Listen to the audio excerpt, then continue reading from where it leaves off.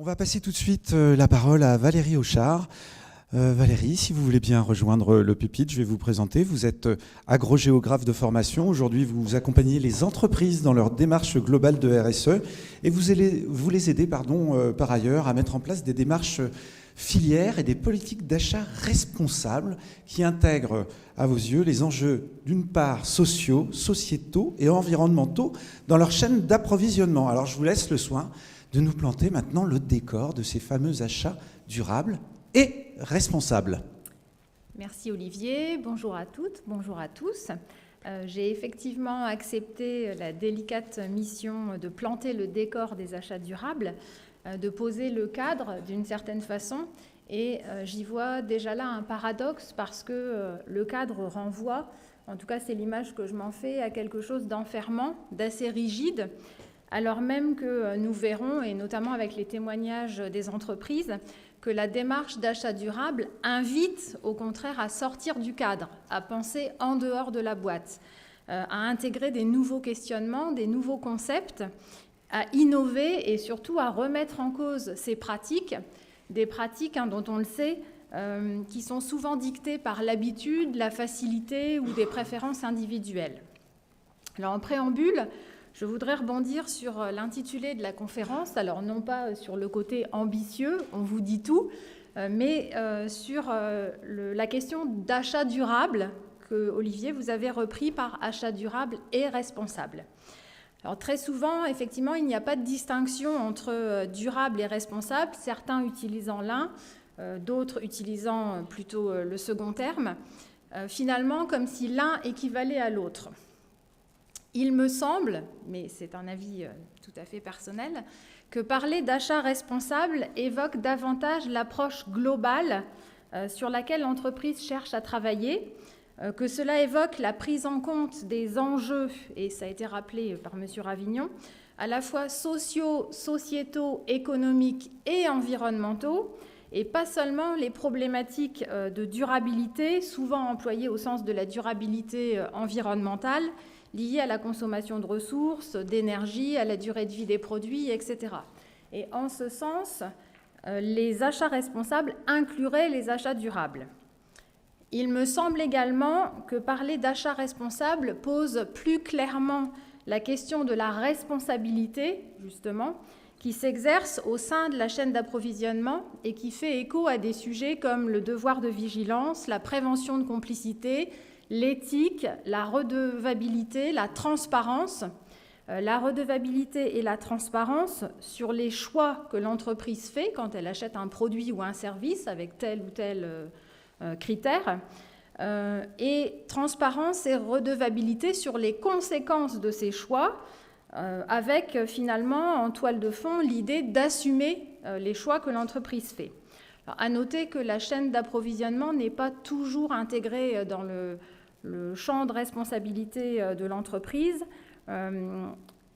alors que ça doit être appréhendé de cette façon-là.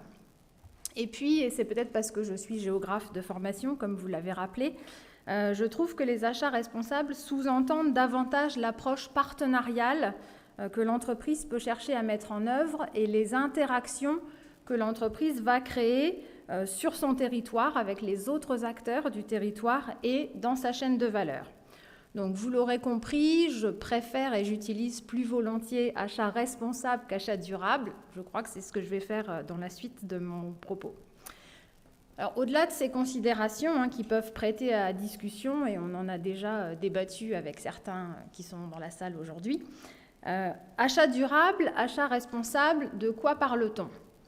Certains pensent immédiatement, et là aussi ça a été rappelé, au fait d'acheter local ou au fait d'acheter des produits avec des garanties environnementales, par exemple sur les conditions de production, en s'appuyant sur des garanties ou des labels comme FSC sur le bois ou RSPO sur l'huile de palme.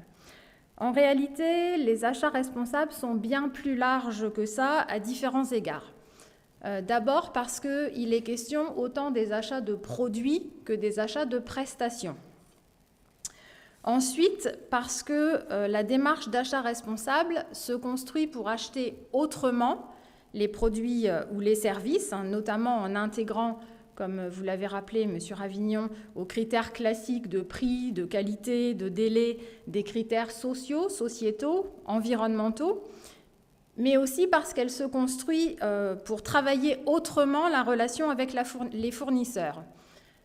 L'objectif étant de créer une relation durable, ce qui ne veut pas dire qu'on ne challenge plus ses fournisseurs ni sur les prix, ni sur l'offre, ni sur leurs pratiques, mais simplement qu'on cherche à s'inscrire dans une relation sur le moyen long terme, à travailler dans une démarche collaborative et de confiance, en cherchant à créer de la valeur partagée au sein de la chaîne. Donc une approche à la fois produit et fournisseur, avec ces deux niveaux.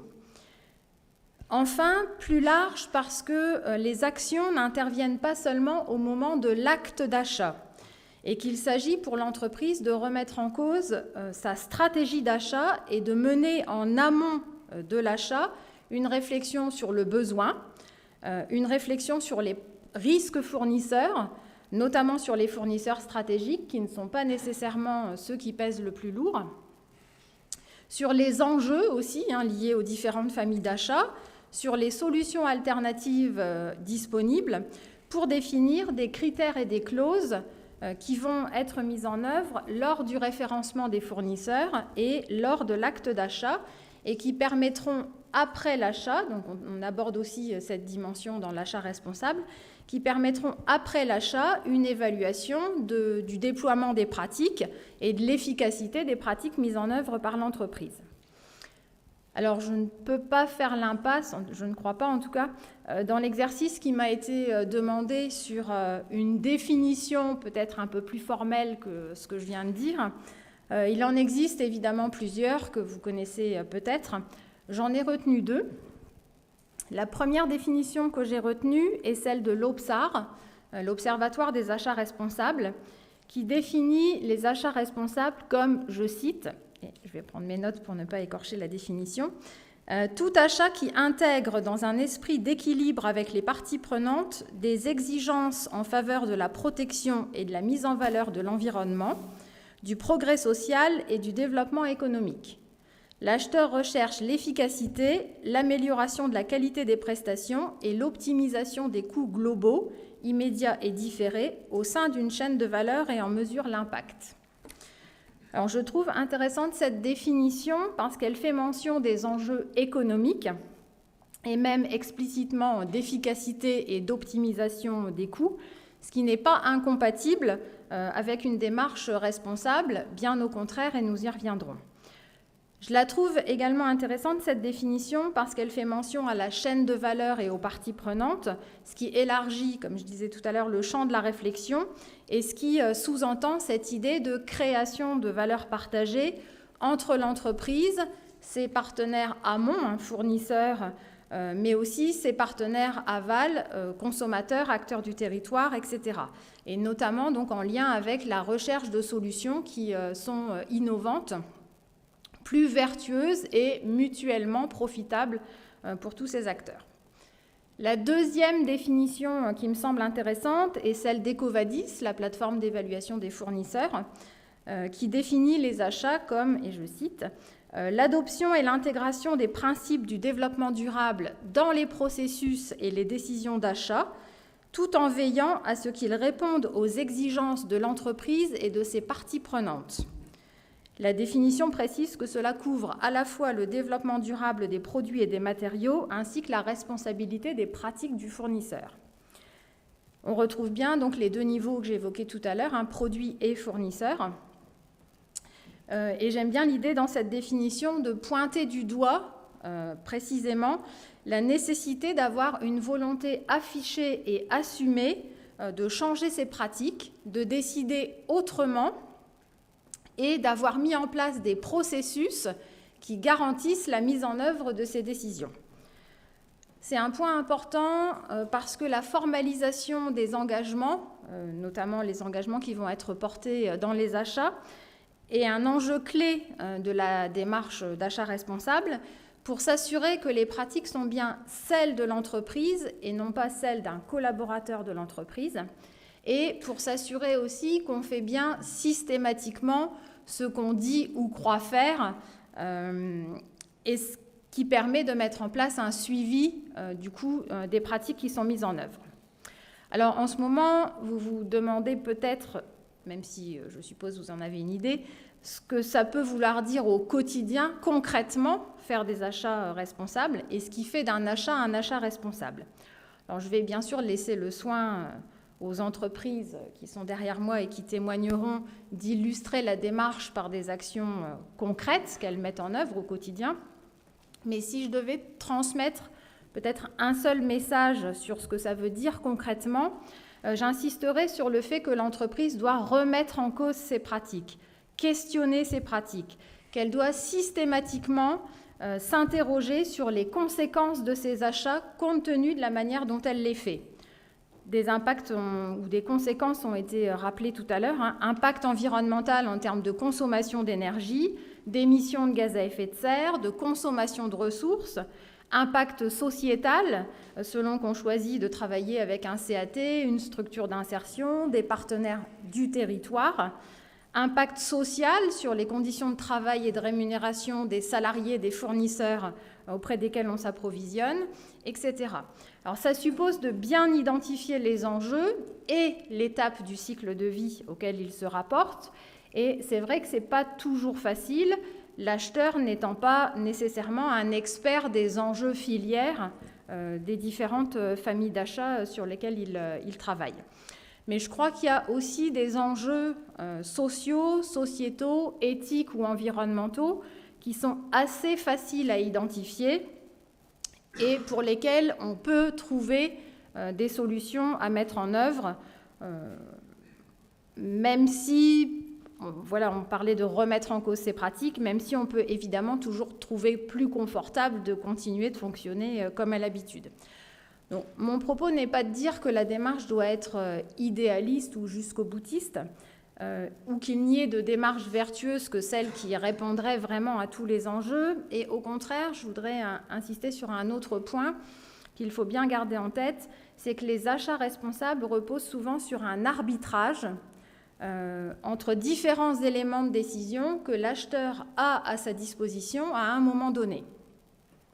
Et justement, l'exercice, c'est d'aller chercher ces éléments de décision, de se donner les moyens de prendre en compte les enjeux des différentes familles d'achats sur lesquelles on travaille, ce qui peut se faire avec des questions simples. Le fournisseur est-il porteur de risque par rapport aux engagements portés par l'entreprise ?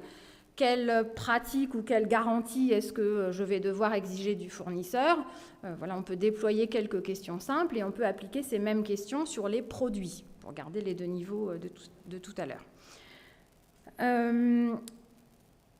D'autre part, il faut aller chercher, se donner les moyens de chercher ces éléments de décision en intégrant de nouveaux questionnements ou de nouveaux concepts, comme celui d'une réflexion autour du juste besoin, autour, et vous l'avez évoqué tout à l'heure, d'une approche en coût total de possession, de l'analyse de cycle de vie, du bilan carbone, l'idée étant ensuite de prioriser les actions et de définir des critères en fonction des engagements portés pour que les pratiques viennent nourrir justement les engagements clairement définis et portés par l'entreprise. Quand je parle du juste besoin, je ne parle pas du fait de bien définir la quantité ou les caractéristiques du produit à acheter, je parle vraiment de s'appuyer sur une analyse fonctionnelle qui permet d'envisager une réponse par un produit ou un service de substitution. Alors pourquoi s'intéresser aux achats responsables ? Peut-être en premier lieu parce que, mais je suppose si vous êtes ici que vous avez déjà trouvé un intérêt au sujet, peut-être en premier lieu parce que les achats représentent en moyenne 60% du chiffre d'affaires d'une entreprise. Il y a donc un enjeu stratégique, économique, comme dit tout à l'heure, à repenser les achats. Les évolutions du cadre réglementaire sont incitatives également, et c'est d'ailleurs la première raison qui est mentionnée par les entreprises lorsqu'on leur pose la question de ce qui les a motivés à s'engager dans une démarche d'achat responsable. Une volonté de maîtriser les risques fournisseurs, qui ont été évoqués également, est incitative avec l'émergence de nouveaux risques ou en tout cas une prise de conscience peut-être accélérée de certains risques de dépendance, de rupture d'approvisionnement, d'image, etc. Alors même que, c'est vrai, les exigences sont de plus en plus fortes de la part des donneurs d'ordre, privés et publics, et que la demande des consommateurs est augmentée. Donc des sources de motivation que je qualifierais peut-être plutôt d'externes ou de subies, et à côté de ça, un intérêt croissant, me semble-t-il, pour le sujet, lié aussi à la mise en place de démarches RSE dans les entreprises, les achats responsables et plus globalement la question de la loyauté des pratiques des affaires étant une des thématiques de la RSE. Donc s'intéresser aux achats revient alors à apprécier la transversalité du sujet dans l'entreprise et le rôle que peuvent avoir les achats pour concilier performance économique, sociétale et environnementale. Alors, pour répondre à un point, je ne crois pas que ce soit un effet de mode. J'espère que ça n'est pas un effet de mode. Je crois que ça correspond à une conscientisation et à une vraie volonté de traduire les valeurs et les engagements dans les actions. Et je crois que c'est la bonne motivation pour vraiment permettre et aller jusqu'à une remise en cause des pratiques de l'entreprise.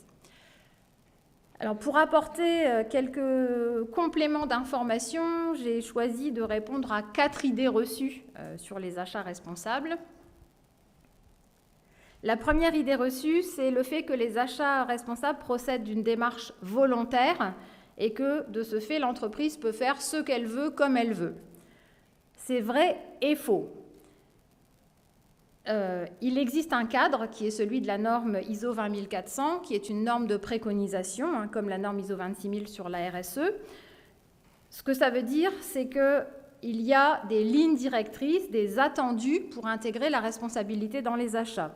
Et parmi ces lignes et attendus, le fait d'aligner la démarche d'achat responsable sur la stratégie de l'entreprise, le fait d'accompagner la structuration de la démarche par des évolutions organisationnelles, et le fait d'intégrer la responsabilité dans les processus opérationnels. Donc une norme peut faire peur, il faut surtout l'appréhender comme un outil, comme une proposition méthodologique pour structurer la démarche, pour formaliser, systématiser. En revanche, c'est vrai que l'entreprise peut faire ce qu'elle veut, dans le sens où c'est une démarche d'amélioration continue, que l'entreprise peut aller à son rythme, construire la démarche qui lui est propre en fonction de son niveau de maturité sur les achats responsables, des engagements qu'elle va porter. Donc, en ce sens, elle fait comme elle veut. L'idée reçue numéro 2, les achats responsables ne concernent que les acheteurs. Complètement faux. L'acheteur n'est pas le seul concerné, loin de là. La démarche doit être impulsée par l'entreprise, par la direction. Elle doit être portée par la direction, mise en perspective des engagements de la démarche RSE, développement durable, pour le coup qu'elle soit formalisée ou non. Et les engagements doivent être clairement définis, affichés, communiqués. Le cadre stratégique doit être là. Ensuite, l'acheteur ne travaille pas seul sur le sujet parce que la démarche d'achat responsable va apporter des réponses aux autres thématiques justement de la RSE, que ce soit la contribution au développement local, la préservation de l'environnement, etc., en fonction des critères qui vont être intégrés dans le choix des fournisseurs et dans le choix des produits. Donc les achats responsables impliquent vraiment un travail transversal en entreprise qui doit impliquer la direction, la communication, le marketing, la production, enfin tous les différents services pour connaître les attentes des clients, des consommateurs, pour comprendre les enjeux filières, pour prendre en considération les contraintes techniques et choisir donc les bons critères de choix des produits ou des fournisseurs. Alors c'est vrai que ça se heurte parfois au fonctionnement un peu en silo de certaines entreprises et la clé c'est alors de communiquer, d'informer pour permettre cette approche transversale et pour permettre une compréhension que les achats sont au service de la stratégie globale, sont un vecteur de transformation du business model de l'entreprise et peuvent contribuer à la valorisation extra-financière de l'entreprise. Troisième idée reçue, acheter responsable coûte inévitablement plus cher. C'est peut-être un peu vrai, parfois vrai, mais c'est à mon sens surtout faux. Alors, il est possible que des produits qui présentent des garanties d'origine, de composition, de conditions de production, des produits qui sont éco-conçus, ça a été évoqué, coûtent plus cher.